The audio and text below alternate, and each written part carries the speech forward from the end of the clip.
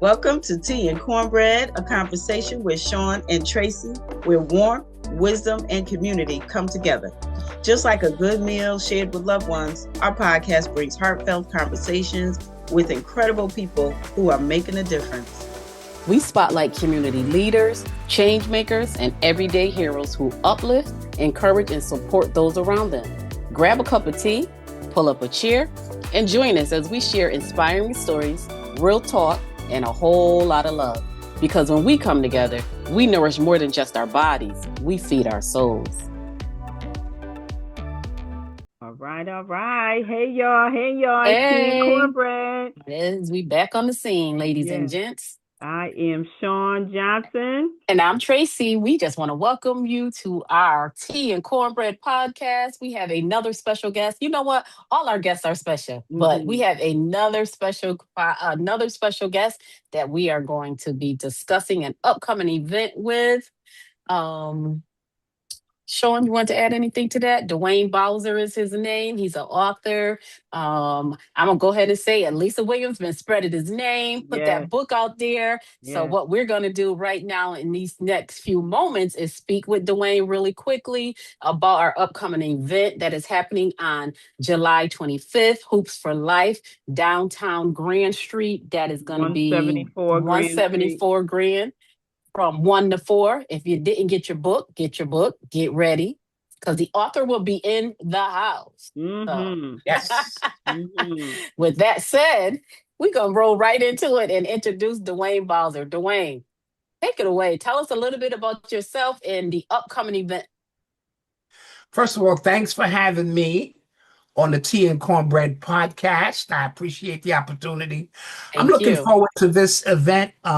Lisa is not a friend of mine. Lisa is my sister. I've known Lisa for over 40 years. We grew up in the trenches together, sandbox, penny candy, Skelsy, jump rope, tag, all the stuff growing up in the hood. And when I put out this book, not only was she instrumental in helping me complete some of the missions in the book, like finding my sister after 45 years, but she's just been there and been a helping hand. So I want to thank her and your organization. On July 25th, I'm going to be in the building for Hoops for Life, discussing trauma in a nutshell. And what men in particular have to go through, because the suicide rate is 4 times greater for men than it is for women. And a lot of people don't know that. And it's because men, we internalize so much. Where women have outlets to talk to each other, they support each other. Doesn't mean that their trauma is any less, but at least they will talk. And we grew up as men. A lot of us didn't have our fathers, so we got to be extra tough, and we internalize so much. So the title of the book, You Gotta Laugh to Keep from Crying. I didn't start living until I thought I was dying. And because it echoes the sentiments of so many men who on the outside we're laughing, but in those quiet moments when we're by ourselves, we cry and we become vulnerable. And so my journey is a traumatizing one. And the book opens up, without giving it all away, with me saving the life of my mother, who was having an overdose. I'm 5 years old. And so that trauma from that moment on sent me in a whirlwind of spiraling out of control. In the 70s, when heroin flooded our neighborhoods, it caught a lot of people, and a lot of promising men and women who had great potential, through no fault of their own, got caught into that heroin sweep. And my mother had the highest IQ in my family. And to see a brilliant woman who read, all she did is read stacks and stacks of books. She was worldly, but I was watching her destroy herself with a substance that she didn't have any control over. And so we lost 2 of my sisters along the way, through the state and other family members. And when I got my life together, through all my trials and tribulations, I made it a mission to go find both of my sisters. One of them I found when she was 20 years old, And one of them I didn't find until she was 45 years old. Wow. But I made it my mission to do so because I wanted to put my family back together and fill in the blanks in this book that they know nothing about. So on the outside looking in, it looks like my mother just abandoned them and moved on. And I know that wasn't the case. And so I know what my mother was facing and the obstacles. And it was best for these young girls to not be with us because we were out stealing. We were out doing a whole bunch of things that a child shouldn't do.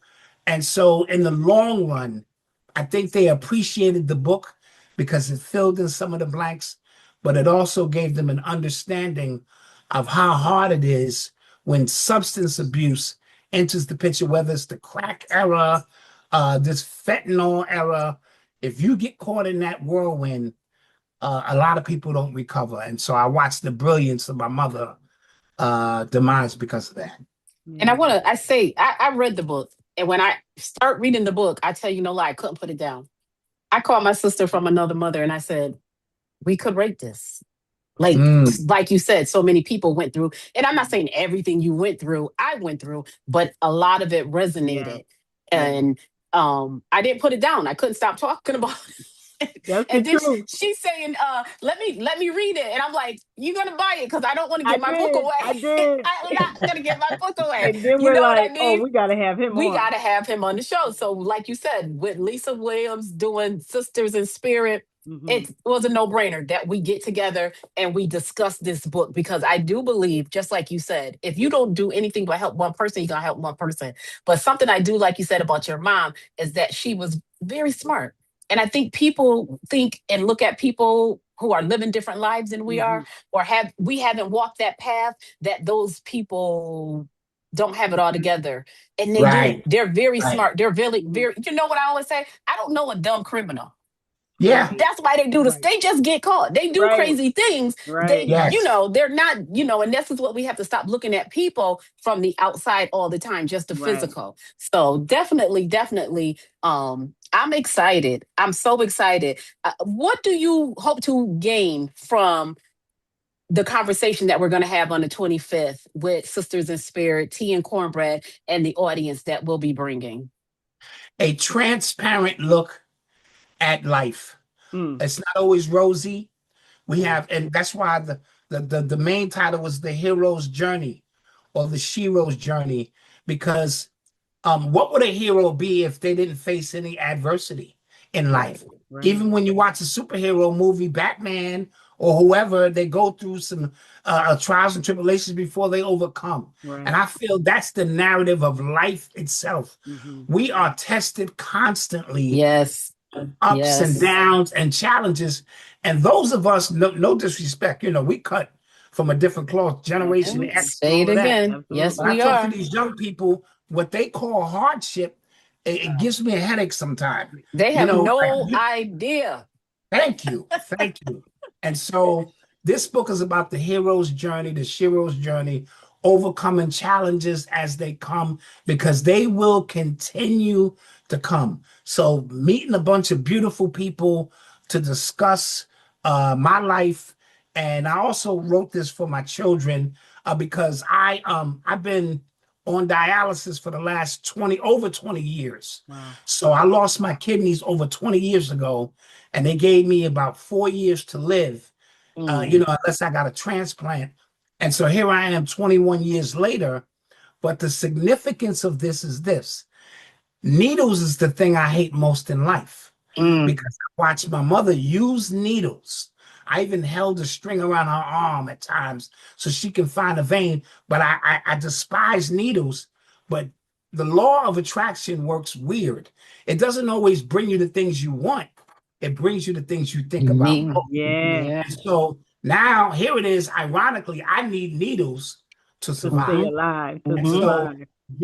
I want to talk to people about this, and you still can move forward. You still can go forward. You still can accomplish, because most of the things I accomplished, I accomplished after I thought I was dying. I've been with my wife for 30 years. I put three children through college. I have a podcast with 560 episodes. I wrote multiple books. I own a home. So many different things when I thought the end was near. And Yes. you're not supposed to wait until the doctor tell you, even though we do it, you got 6 months, get your affairs in order. Then people want to live to the fullest. No, you have to live to the fullest now because life presently is a gift. Right. And so Yes. I can Right. start smelling the grass. I can Mm. hear the music. I can smell the food. I started saying sorry to people who, Mhm. who I normally wouldn't say sorry to. I started mending relationships, and it actually changed my reality, and doors started opening up. So I have an amazing story to tell, and I can't wait for the 25th. Oh, you do. I You can't do. wait either because how many people are living in the closet right now with the same story, Right. right? Yes. Embarrassed. Like you started off this conversation with the statistics on the men and suicide. So I wanna read the back of your book, right? Because Mhm. that says a lot too. And thank you for saying you have to live. You have to live. And you're a testament to it because you could have just given up. You could Mhm. have Or Yes. given took up, right? giving up, took a different path based off of what you were Exactly. seeing and living, and you didn't. So So Yes.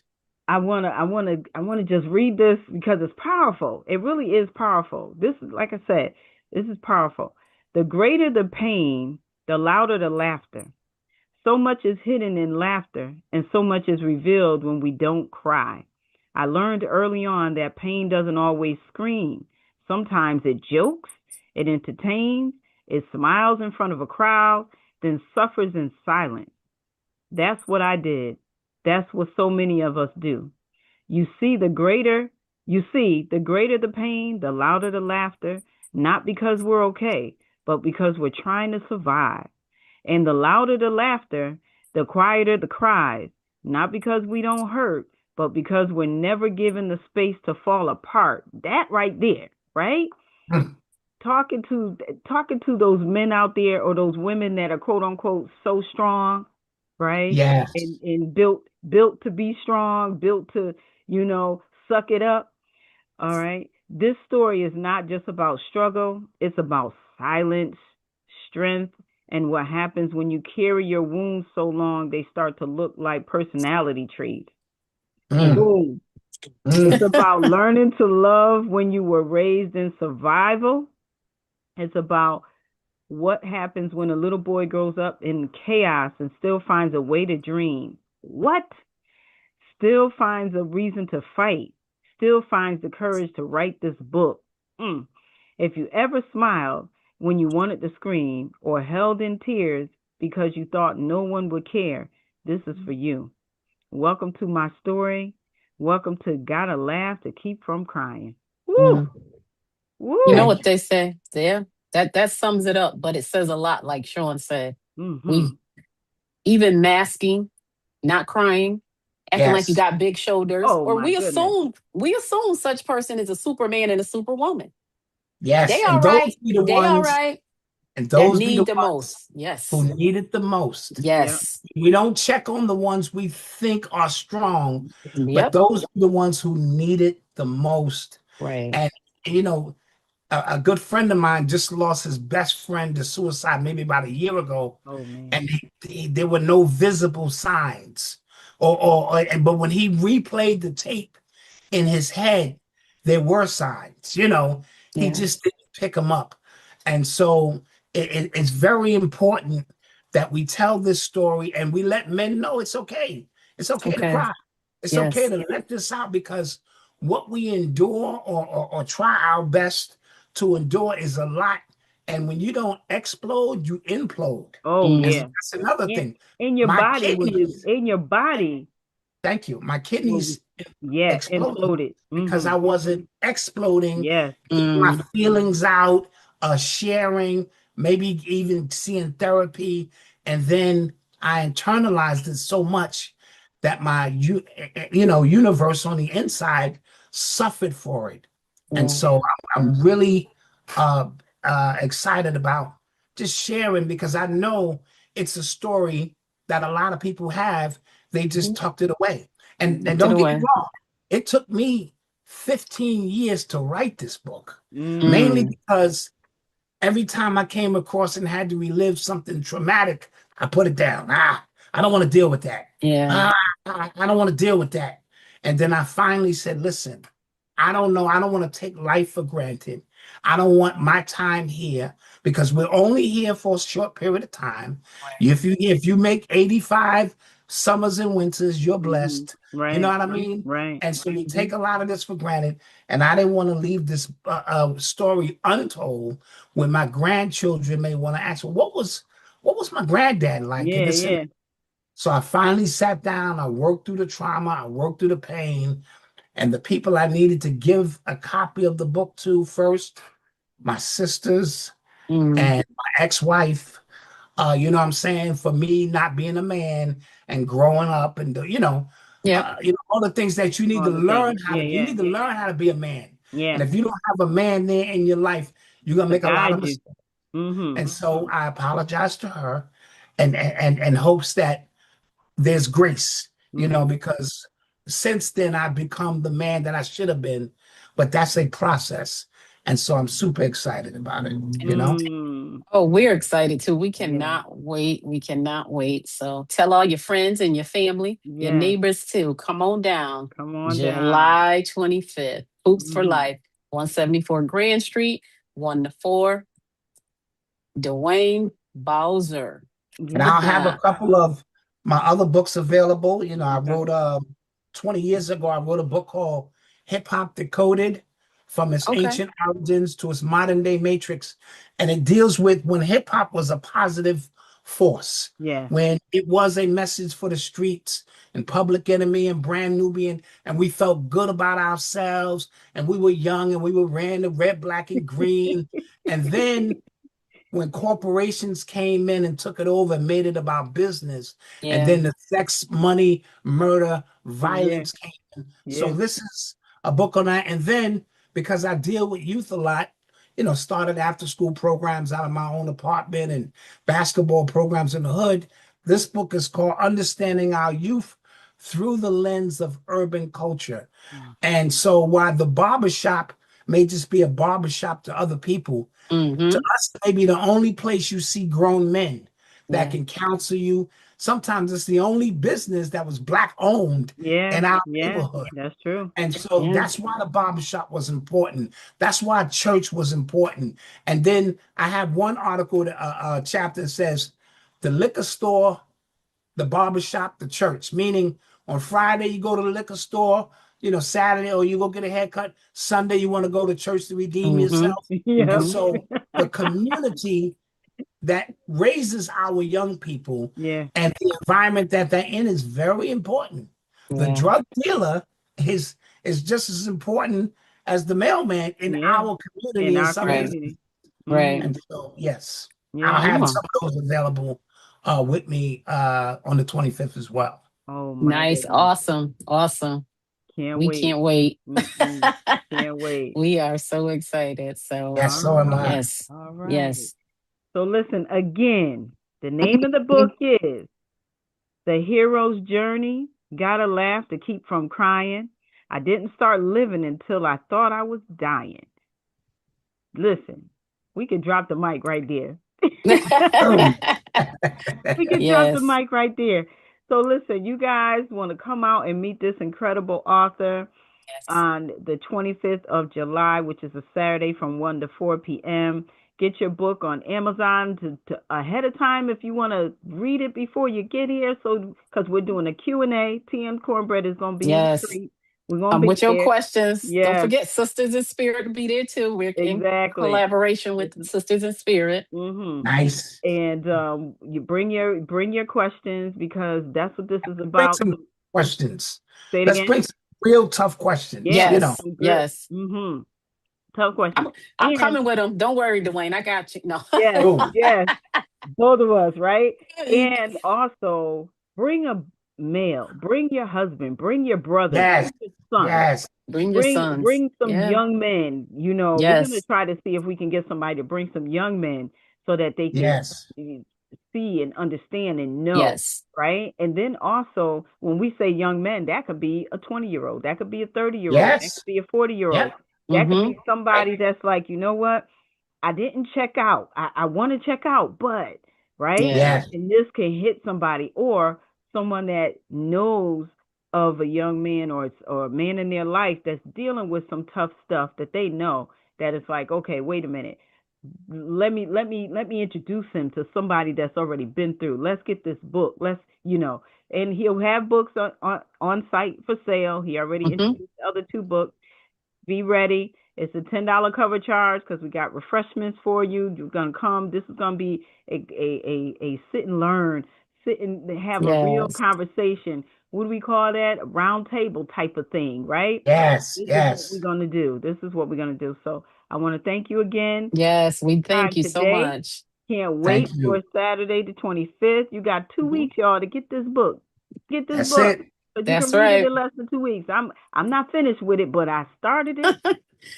You'll And be I will done be about time finished the with it. 25th. Yes, because Yes. I'm going on a cruise with my phone off. Okay. Oh, All nice. right. Nice. So I ain't gonna have no choice but to sit and read, right? Nice. And so that yes. All right. So thank you, thank you, thank Thank you. you, And we Dwayne. will see you on the 25th. I thank you, Yes. and I'll see you guys on the 25th. All All right. right. Love and Have a great day. Yes. Peace and all love. right. Peace and love.